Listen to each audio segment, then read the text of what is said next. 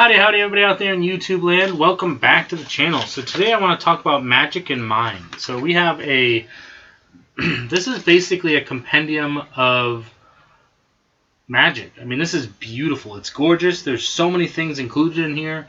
This is the book on magic theory that some of the stuff that we talk about on this channel. This book right here, I don't even need to say anything. The book itself is the compendium on magic theory. Absolutely beautiful material here. Definitely consider it. It was free from Vanishing Inc. Go download it. You've got names. You got Doug Kahn, Juan Tamarez, Paul Harris, Tommy Wonder, Eugene Berger, Joshua J. is the author, the compiler, Darwin Ortiz, which I believe, based on what Joshua J. was saying, is that Darwin Ortiz, if I remember correctly, he doesn't work with other people in this sort of fashion, but he did for this book. I mean, this is going to go up there with Maximum Entertainment. It's not a book that's going to necessarily teach you about magic itself, but this is going to be grounding you in the idea and the principle behind how you should approach magic. But it gives you the leeway to approach magic however you see fit as well. So keep that in mind. That doesn't necessarily mean that you have to go with somebody else's definition of magic. But the two things that I want to talk about today from here specifically is something I've already brought up in the last video, but I want to talk about the idea behind inspiration and integration. These are my words partially in terms of how I interpreted it. So basically what you have is you have inspiration, which is your inspiration in magic. Like, what is it that what inspires you when you see magic, whether it be card tricks or coins, rope, cups and balls, whatever it is. If you are not inspired and you don't have that basic creativity to want to create magic, then integration is not really going to mean a whole lot to you, because you can go out and learn trick after trick after trick, but if you're not building something of your own, then you might be missing the opportunity there. You can get really, really good at other people's material, but until you have a moment to ingrain it and to make it your own, things are going to be a little bit difficult for you. So that's what I call the difference between inspiration is the ideas that you get in a specific genre of magic. It's what you think that you could do, the spin that you could put on it. And integration is after you've had the inspirational moment, you go to the textbooks, go to the interwebs, go to other people and say, hey, this is the idea I have. What moves and effects, and how could I put this together in a way that's going to be compelling to the audience? Because you should always be thinking about it in terms of the performance for somebody else. Because Ken Weber says it the best in Maximum Entertainment when you've got three things. You have the trick, you have the puzzle, and then you have the magical moment. You have to bring all these things together. Because, as Joshua J. points out in here, through the voice of other people, is that if people know that it's a trick, that's going to affect that. I'll bring in Jason Marr. He actually said the same thing here. If a spectator has an idea, which, now that we consider the source here, maybe he got it from this, but also from the 20 years of experience that he has in performing, roughly 15, 20, I don't know. He's been doing magic a long time. Anyway, so basically the idea here is that if a spectator has an idea about how a trick works, then that becomes the version in their head, and it's going to be difficult to change that for them. So the best spectators you can have are the people who want to be fooled. They want to enjoy the magic. And the hard thing is let's say you go to a magic show and you're the puzzle guy, and so you go there and you're like, I'm just going to figure it out. Well, then you walked away losing the mystery, because let's say you figured it out. Now you know how it's done. It's not fun anymore. Let's say you're ruining for everybody else. That's not fun for anybody else. They paid to be entertained, not to learn how to do magic. So you have that, and then what if you're wrong? And then now you won't believe the magician if they're like, well, that's not how it works. Or what if the magician treats you, you're a heckler, and then they have to make an example of you, things like that. things to keep in mind about all these things is that when you're producing magic, okay, because Magic Orthodoxy posed, he was talking about getting into, how you become a magician, and something I've been really considering for a long time now is you can only practice so much. I mean, you need to be good at practicing you need to be able to perform the trick without making those mistakes that can give it away. I mean, there's a lot of tricks that I do and that other people do that basically, like Leonard Green, it was basically messed up. Like, you intentionally made it look like you were messing up in order to fool your spectator once you wowed them with the magical moment. And that was part of the puzzle, was the mistakes. So all of that considered, you definitely have to make sure that you can perform the tricks without messing up in a real way. And I think that's important, which is good. But you can only practice so much, because let's say you're good enough at a trick to perform it. For instance, let's do a trick right here today for you. We're going to get rid of the extra cards here. That way we've only got... Okay. Going to give the deck a shuffle. That way we know we're pretty fresh here and nothing is set up. And now I'm going to do what is known as a prediction trick. We're going to try to figure out what cards we're going to find here. We're going to go with this one here and this one here. Beautiful.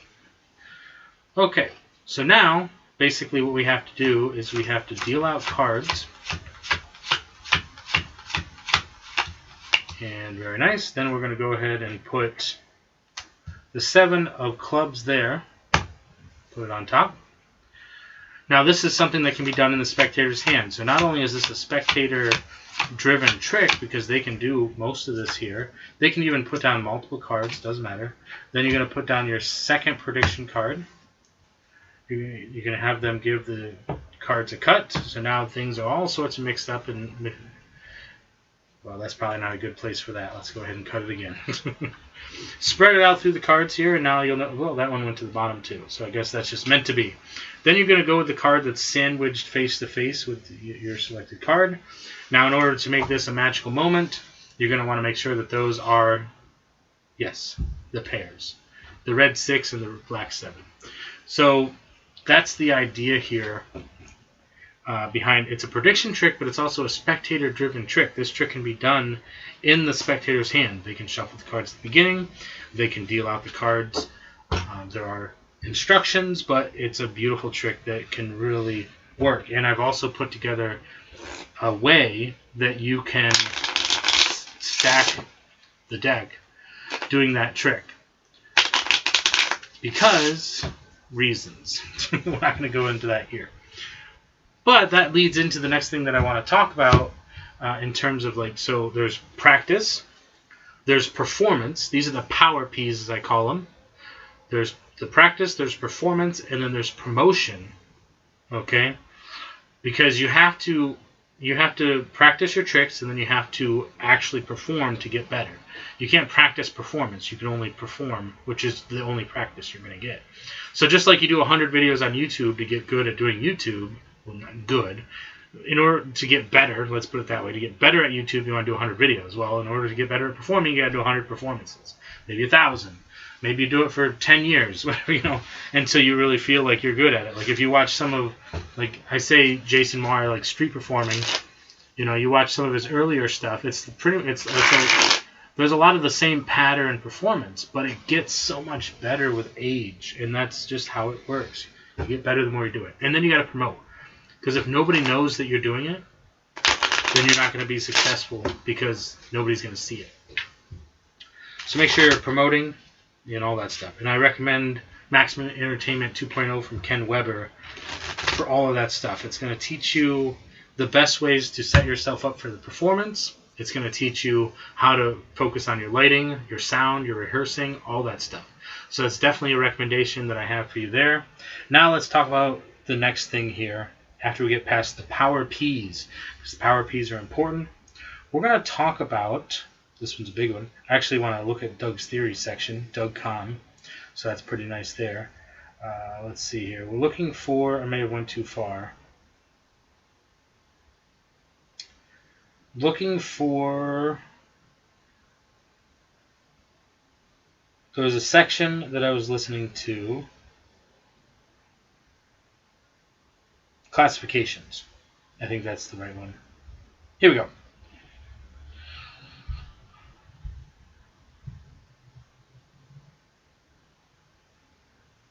Okay, so the 19 basic effects. This is what I want to talk about here. I'm just going to list them off for you, and then we're going to talk about them, because I already did some of that stuff here. Production. That's the appearance, creation, or multiplication of an object. This is the basic form of a production. Vanishing. It disappears or you obliterate it, so you destroy it. And then you can see how you can combine that with a production, because you've destroyed something, but then you've made it appear again. Transposition, you're changing location. Transformation, you're changing the appearance, character, or identity. Big thoughts here, people. Big thoughts. Penetration, one solid through another. We just did a trick on the channel like that. Restoration, making the destroyed whole. So that one would be like a torn and restored card trick, which is very beautiful. Animation, you're moving something that is inanimate. Anti-gravity is levitation, change in weight. Some of these things we don't do, but other things we do. Attraction. Mysterious adhesion, because that's going to be a little bit different. And the way that they break these down, as they explain in the text, is that they break it down from how the audience would perceive these effects. So if you have multiple tricks that seem the same, they might actually have different fundamental effects behind them, and people might view those differently. They're not going to view levitation as the same as magnetism. So they're different in terms of how they perceive them. Sympathetic reaction is a sympathetic response. Invulnerability, injury proof. Physical anomaly. Contradictions, abnormalities, freaks. Those are all under the physical anomaly. Spectator failure, that's the magician's challenge. So basically you ask them to do something. There's actually one of them in this magic kit here that's like that. So we're going to be using this filter, this book here, when we go through this magic kit, because we want to review it, because we reviewed it last year, or 2 years ago rather, I think, and it wasn't as good as as it would be now. So we're gonna see how much I've gotten better at it. But so we're gonna look at it through that filter, and we're gonna break down those tricks based on how they would. That's how we're gonna start looking at tricks, is based on like how we can break it down to the common denominator, the effects. Control, mind over the inanimate. Identification, specific discovery. Thought reading, mental perception, mind reading. Thought transmission, thought projection and transference. So the first one is you're getting the information from them, and the second one you're giving information to them. Prediction, foretelling the future, which is similar to the trick that I just did. Extrasensory perception, unusual perception other than mind. Beautiful. So there's a lot of things to unpack there, and then it goes into effect number 1, effect number 2, and it talks about each of them. So the idea behind the trick that I just did is that we made a prediction, and then that was there. So the last, I believe they say that there's probably about 6 or 7 effects here that are mentalism based. But I didn't think about it like that, because, like, for instance, there is one of these that is, like, for instance, this trick. We're going to go ahead and do a trick here for you. We're going to have a card selected today. That's going to be, let's see, it's okay if I see it. That's the 2 of hearts. I've seen this trick before. So basically that's going to go like this. Shoop. Then we're going to make 3 piles. And this is my magic spell, right? The magic spell. It's important. I just did this trick live and the person forgot their card. That's okay. It might have been the deck I was using. So there's the 2 of H-E-A-R-T and S. The Queen of Hearts. Not your card? Oh, that's right. This is a magic spell. M-A-G-I all the other cards here, and of course, your 2 of hearts. Because that's the C, that's the magic spell. That effect is actually mentalism based. And I didn't realize that because it's spelling out your card. And again, that I didn't think about it from that kind of perception, which is the spectator thinks of a card in the sense that, like, they've chosen a card, but then they're keeping it in their mind, and then they're spelling it to get the card to appear. So to me, that's like one of my go-to tricks, which I've actually just learned. Well, I learned one of them. The Devil Ate My Card. That one is a beautiful effect that's kind of similar in the sense that, like, it's a thought of card. But in that case, it's like really only a thought of card. You have 8 cards.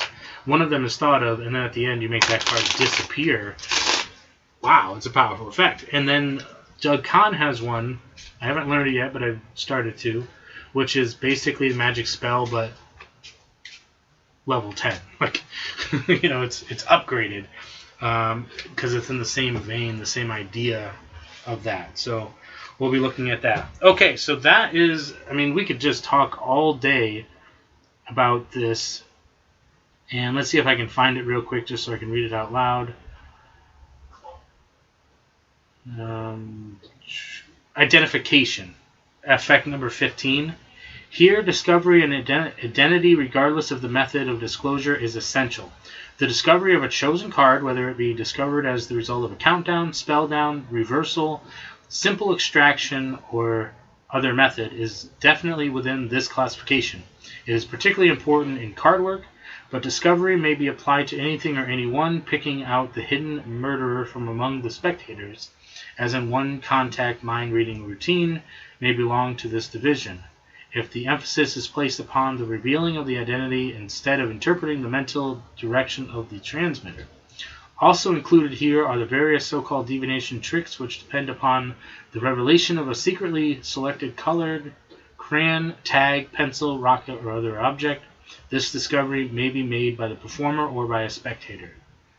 Okay, I mean, again, there's so much to unpack from that kind of thing.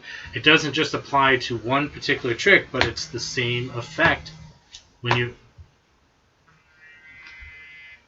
break it down. So, yeah, there's that. Mind of Magic. Magic in Mind? Why can't I? Yeah. Anywho, Vanishing Inc. Go check it out by Joshua J.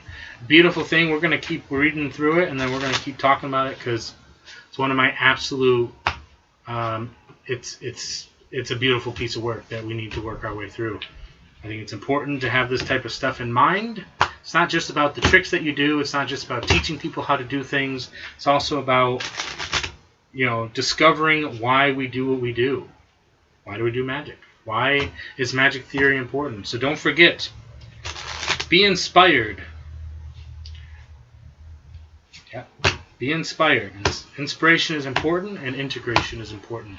But before you can do any of that, you know, you got to get started. So remember, always remember, stay positive, stay active, and stay awesome. And don't forget to click the subscribe button or to watch the best video for you. And we'll see you in the next one.